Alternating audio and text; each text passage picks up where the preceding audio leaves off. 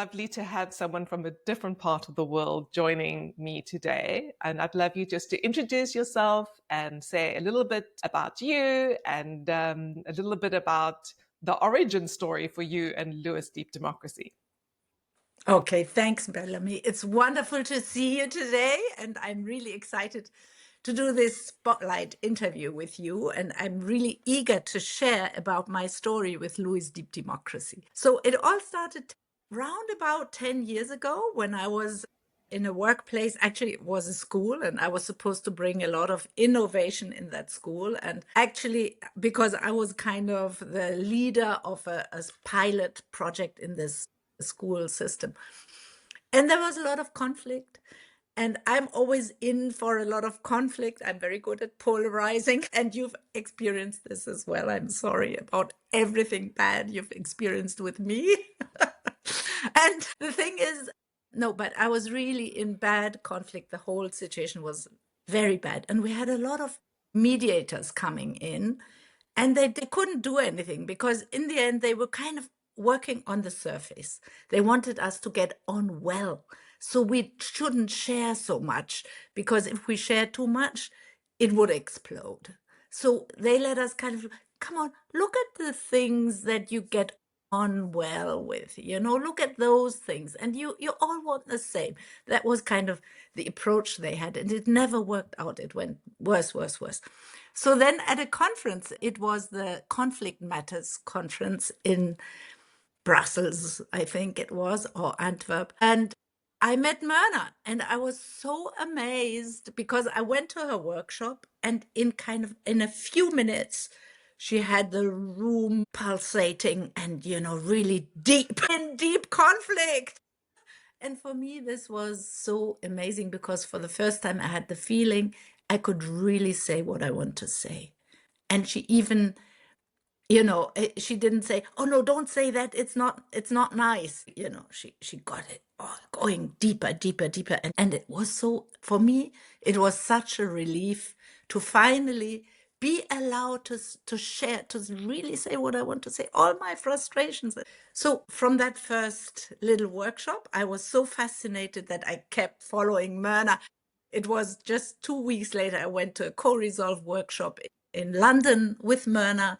So I really fell deeply in love with her, really, and her work and her methodology, because I noticed that how good it is to go deep, to let things come out. And then when they are out, because they are there anyway, it's just that you now can look at them and work with them once they're out, because you can't work with things when they're not out, when they're under the surface. So this was, for me, it changed my whole life.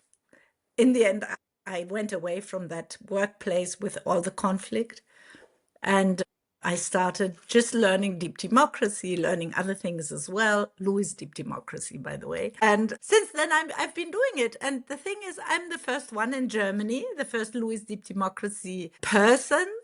And I started quickly to become an instructor in all the things, because I thought it's so important that we have it in Germany. And that's basically what I'm doing right now. Why do you think it's important that it's there in Germany? Because what I find that people, there's conflict all over the place, obviously, conflict, polarization. And what I notice more and more, and I think it probably has existed always, but I've become more and more aware of it. And I think it's in the COVID times that people became very much aware that we don't know how to talk about conflict. We don't know how to talk about polarized views. We tend to, if somebody thinks something else, we kind of tend to more and more. And I noticed this in COVID. It was like when you had another view, you better not say it, because then you were kind of out. And it was hard to talk about things and listen to other views. And so people started shutting up more and more, not talking anymore. And the polarization went on, because you start letting it out in social media or things like that, but you don't actually talk to people face to face, and you don't have the tools. How can we talk about these very, very polarized issues? And of course, the same thing. Well, you find it everywhere. You find it in organizations, people just not talking anymore and really suffering. And the thing is, I think the tools of Lewis Deep Democracy, they seem to be some kind of magic tools. I'm serious because I mean it's just a little tool, you know, and you come to an organization, they have big problems, big issues, they don't talk to each other anymore. The whole thing is kind of we don't know what to do anymore, you know, we're all almost collapsing. So you come in for one day, you do a check-in, you do a debate, a soft shoe shuffle, then you do an argument maybe. And then the whole thing kind of starts to change and to get kind of fluid and start organizing anew, and people start looking at each other again and being really amazed. And then I say, have you never talked about these things? No, we never talked about these things. And then you leave after just being there a few hours, maybe 7 hours, 6 hours, 8 hours. You leave and things are okay. I mean, this sounds crazy because other mediators or, you know, consultants, they come in and they start a long process that goes for half a year or 1 year, 2 years. And with these tools, sometimes it happens just in one day. I don't know. I'm always amazed myself, to be honest. You know, the way you described it, I'm going to ask you. You said it's like these tools are magic, or it's like magic. So, in your mind, like you've been with Lewis Deep Democracy for a while now. Is it magic, or what is it that they're doing? What? Yes. And I've been thinking about that a lot because I'm also writing a book about Lewis Deep Democracy right now in German, the first German book about Lewis Deep Democracy. And I think it's so important that it gets out there in August. And now let me talk about this magic, because I keep thinking, sometimes I think, you know, is it okay to work with these tools because they are so magic? Is there maybe something bad about it or something a little bit creepy or something, you know, because sometimes I wonder, why is it working so well? I can't believe it. And I think what's very important, the first step for me is to create a safe space. And maybe that's the first really important thing. And I think that's not only to do with Louis Duke democracy, it's also, of course, a lot of working on your attitudes, on your meta skills. And maybe I read from one amazing facilitator, Beth Jandaroa. She said, when I enter a room, I fill the room with unconditional love for these people. And maybe that's very important to really, and maybe that's what we call neutrality and compassion, the meta skills. It's you hold the space and you fill it with this neutrality, which means you don't judge anybody, and whatever issues they have, whatever emotions or thoughts they have, it's okay. You accept it without judgment. And if you can really genuinely, really, truly, honestly, authentically have this create this safe space for people. And then you have a check-in and you model the check-in, and already you can feel how the waterline is coming down and how people start, although they may be really in conflict with each other, they start kind of opening up a little bit at first. Of course, you don't rush things. And then I think it's these tools that you create role fluidity in the soft shoe shuffle. You have people moving to each other's positions. Then you have the debate. I don't know if I mean, I'm not going to explain the tools here because it's not a kind of Louis Deep Democracy workshop, but or even the argument.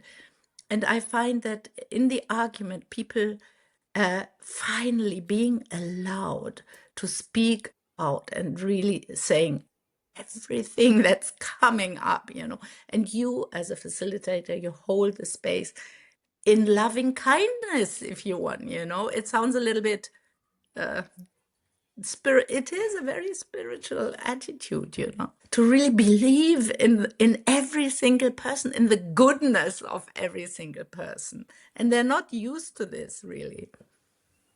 I don't know. And then people open up, and the argument for me is really a magic tool, because I've heard that in Holland, in the Netherlands, they call it throwing the arrows. I don't know if it's true, but I don't want to criticize them, not at all. But in a way, I have the feeling it's not a very good name for this tool, because throwing the arrows is just one step out of four. And the first step, like creating a safe space. And the third step, like listening to each other's wounds, what hit home for you, what hurt you, which arrow hit you in your heart, that's very painful. And you share this pain with others, and you look, what does it say about me? So you kind of stop looking at the other person, accusing people, but turning the view, looking at yourself, and the others listen. So this is when the most magic happens, that you don't look at the others anymore. You take back your projections, you look at yourself, you share it, the others are listening, and you listen to them.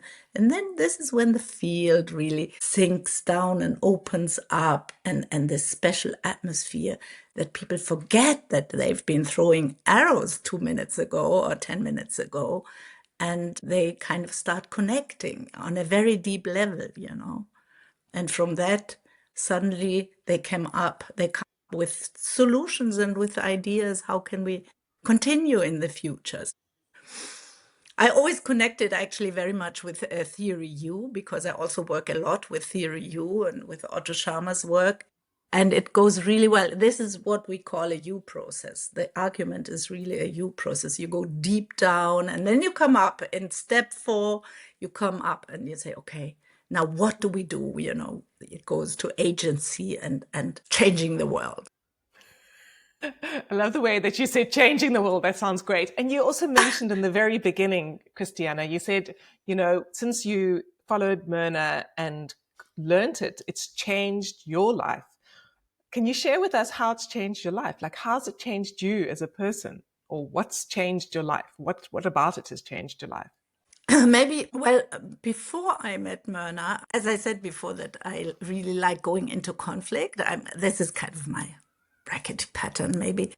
I kind of tend to go in resistance, or, argue against things where everybody is saying, yeah, we do it like this. Then immediately I say, no, we don't do it like this. We do it like that. So this is my kind of character. And I never knew how to handle this, really. And since I met Myrna and I started learning all that and teaching it and training people, well, it gave me the tools to handle conflict. I didn't know that before. And it's so, I just notice everywhere in the world that it's necessary, that we don't have the tools. We never learned it. And we are not even allowed to go into conflict or even pretend there is no conflict. And how it changed my life. I used to be a teacher, and now I'm a trainer and a facilitator. So it changed my life in that way. And it basically. I know, and it's quite interesting. You said that people have never been taught how to work with conflict. And from what I know about you, you've also taken Lewis Deep Democracy to places that have experienced a lot of conflict. Like you've mentioned before that you've taken Lewis Deep Democracy to Ukraine. Can you share a little bit more about that and about what went on there and how it was received? Just explain to us a little bit more about that. Yeah, that's very interesting, because what I did is I'm working in Ukraine in Ukraine, they are doing a big school reform, because they still have the kind of Soviet school system there. And obviously they kind of realized they want to change this. They don't want this anymore. So they started a big school reform. And in the first round, they have 30 schools, in the 30 pilot schools who start with the school reform. And a big part of the school reform is called social emotional learning. So I've been training the school leaders in social emotional learning. And obviously, a big part of the social emotional learning is also dealing with different views, with tension and with conflict. So we've had 4 modules, and Lewis Deep Democracy wasn't the biggest thing. I didn't go there and say, I'm going to tell you about Lewis deep democracy. It was more, the issue was social emotional learning. But I kind of let the tools come in, like the debate, the soft shoe shuffle, and we did it quite a bit. And they just loved it. In the last module, we did the argument and we did conflict. And because they themselves said, before we talk about conflict, we need all the other tools, like how do we get in connection with ourselves? How do we get in connection with the others? And because we have to build up a lot of trust before we go into this deep field of conflict, especially in a country that is in war. And the thing is, to be honest, these people, the school leaders I've been working with, they are very intelligent. They're from the best schools in Ukraine, all over the country. And the ministry chose them because they're the best school leaders in the whole country. So they are very, how shall I put it? Very elaborate, they understand immediately everything, they know exactly. You do it with them and then they can use it immediately. Not like in some contexts, you have the feeling, oh, they'll never pick it up or something. So we did the argument and they say they go very deep because every topic there is very deep because their life is so deep, or I don't know how to put it really. There's so much conflict in the country and you can pick any little topic and it will go very deep immediately. They even don't want it. Like we said, when we had the argument, we were saying, okay, what shall we have the argument about? Some suggested very deep topics like the language issue in Ukraine.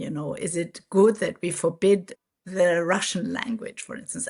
To discuss these topics, it would be, I don't know what would happen if we do this. They said, oh, no, let's talk about something very light like Halloween. Because they didn't want a whole, but then we started talking about Halloween. One side was, shall we celebrate Halloween in our schools, in our country, with our kids, our students, or shall we not? And we started, and I think in about 4 minutes, it went so deep because suddenly they started on one side to say, the side that was against Halloween, you are not patriotic because you're bringing in these kind of light, like Halloween, these light, kitschy things, instead of celebrating the deep Ukrainian traditional festivals, traditions. And so the whole thing suddenly was about being patriotic, which is a very, very dangerous topic in a country that is at war, So it was very exciting to do it. And the people were very moved, but they loved it because they want to use it. They want to use it at their school, in their staff meetings. I was a little bit, be careful, and I gave them a lot of tips that they will be able to hold the space when they use the argument in there. But I think they can do it. They will be able to. So I was not, I didn't go there and like people, when I say I'm working in Ukraine, they think I'm working on the highest level with Zelensky and Putin or something like that. Of course not. Nothing of the sort. The thing is, some people in Ukraine told me that they fear a little bit that when there will be peace eventually, that people in the country there will be a lot of conflict in the country because right now they're all connected together, against Russia. So that's their aim, to get Russia out, to finish the war and to have victory. But when the war will be finished, some people will not be content that the war is finished because obviously they will probably not reach their final ideas like the whole country and all these things. And some people want to finish the war and some don't. Some want to have the ultimate victory and some don't. And there will be a lot of tension in the country. So that's what the people told me. It's so important that we start learning how to talk about these very, very deep issues. It gives me so much hope just listening to you. First of all, hearing how brave these educators are in saying, no, this is like, I'm going to do it. Like, and I want to do it. I'm going to take it to the staff room. Also, so that, that touches me a great deal. And then also hearing how valuable they see for a country that is in conflict right now to the ability to learn how to process and how to deal with tension in a way that can actually come up with viable solutions and can help people to be able to tolerate one another. It sounds like such great work. And I just want to say thanks, Christiane, for doing that. That's incredible. Yeah. It's amazing. I really love it. I love that work. And those people, I love those people. And I really suffer with them. I mean, they really have a hard life and they are so brave. You can't believe it. I mean, when I compare them with German teachers and school leaders, sometimes, I mean, this is not so nice to say, maybe, but the thing is, they come to the trainings I'm doing. They come in their holidays. They come and start the work on the Saturday, Sunday, because Monday they have to be with their kids again. I can't imagine German school leaders or German teachers working like that, and bringing in that effort. Although they earn only 400 euros a month, they earn so little money, and they have to do other jobs aside being a teacher to survive. It's amazing. It's really crazy. Yeah. Let's almost take the lens back to Germany now. So in the Yes. beginning, you said that that you were the first person to bring it to Germany. What's the landscape now with people in Lewis Deep Democracy? Is it difficult to find a trainer, or what's it like, or how do people get hold of you? What happens? Yeah, I have no idea how they find me. We have Fortunately, we have quite a few trainers by now. Well, not a lot, just a handful of trainers by now in Germany, also in Austria. So we have maybe 6 or 7 trainers. And I think it's quite easy now to find it. But I will have my new website starting next week. And so, because I didn't really go for more marketing a lot. I didn't have time for marketing, and I want to give it a next push to really get out more, because I think far too few people know about Louis Deep Democracy. And maybe I do another round of training trainers, maybe train the trainer. So we have more and more. I think it should get at least as well known as in the Netherlands. We have to put in more effort to be more visible. And that's why I'm also happy that I'm writing this book. I hope when the book is out, people will get hold of it more. You know what? It also, like, it's just come to me now, so I'm going to mention it now. Just to me, it's a methodology that came about or in South Africa, and it's like you mentioned, it's very big in Netherlands, in Belgium. It's spreading well to Germany. I mean, people seem to be able to take to it. People in Ukraine seem to like it. It seems like it's not just it seems like it's quite a universal application. And I'm just wondering, in your experience, do you think that's the case, or do you think I'm wrong in that? I think it's absolutely the case. And I would be so interested for instance, I'm also working in Egypt, okay? And I noticed that in Egypt, it's a little bit different because people don't like to say things that others may not want to hear. If you see what I mean. They tend to put things a little bit different. They kind of, when they're talking, they read the other person and they change what they want to say in a way. It comes out completely different, so the other person likes to hear it. So when I'm coming with this method that that you be very straightforward and you don't put things in a nice cover and things, you say it very plain and honest, it's very surprising for them, and it's so difficult.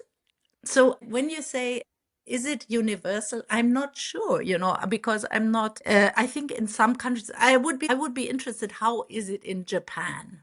Maybe you're closer to Japan than me, so maybe you know about it. Or how, in the Arabic culture, I have a student from Yemen. He did a lot of work with me. And I also know there's this one woman in Lebanon, Sarah, who also does it. So I'm not quite sure how it's in other countries, but I can just talk about Germany. And I think here it is absolutely good because people in Germany, they talk very straightforward anyway. So they may as well get the right tools to practice it. No. Just knowing that we don't have a lot of time left, and I just want to ask you, is there something that you would like to bring up and that you want to share? I think I would like to share one more thing. Lovely. That's how, I mean, the tools are very deep and very complex and everything. At the same time, they're very simple and you can pick them up very quick. So I want to share just one little story. 3 weeks ago or something, I was in an organization for a 2 days workshop, and it was called How to Argue Better. In German, richtig streiten, so have better arguments, maybe that. So I started the first day, and the boss of these people, there were lots of leaders, and the boss, she was in the board of this big organization. And this woman, she could only stay for 1 day because the next day she had a board meeting. But on the second day in the evening, she came back for the checkout, and she said she was in the board meeting and she used 3 tools already. She'd been in the workshop on the first day. She went next day to the board meeting. She introduced the check-in. She introduced the soft shoe shuffle and the debate. Just imagine. After 1 day, she went into a board and she did it. And she said it was amazing. It changed the whole meeting. People opened up. They never had a board meeting like that. And so this was for me an amazing story that if people just brave enough to pick it up and use it, it will make the difference. So just wanted to share this. I got goosebumps, you telling me that. That was so exciting. Wow. It was really exciting. Really. It was just so, I thought this woman, she's just fantastic, you know. And I really wish you a lot of success for your book that you're putting together, and congratulations on that. That's really exciting. Do you want to tell us a little bit about what it's going to be about, or is that for another time? Well, maybe just two sentences. I think it's because people don't know so much about Louis Deep Democracy over here, and I want to make it more known, spread it a little bit. So it's a combination about, the main part is about the tools and my experiences. So I kind of explain the tools a little bit, and then I bring my examples, you know, what happened, like this little story. This could be one of the stories in my book. So with every tool, I bring in 2 or 3 examples so people can they can read it and they can get the feeling it could look like this. And I understand the story. So, because I find often I read books and they are a little bit theoretical and I couldn't put it into practice after reading the book. So I'm hoping that, of course, I would love that people after that go to a course or a training to get deeper into it, just to get the feeling very, very practically. That's the book. Sounds fantastic. And I hope it goes and does incredibly well. And it's been so lovely talking to you. Thank you so much. Thank you, Belamie.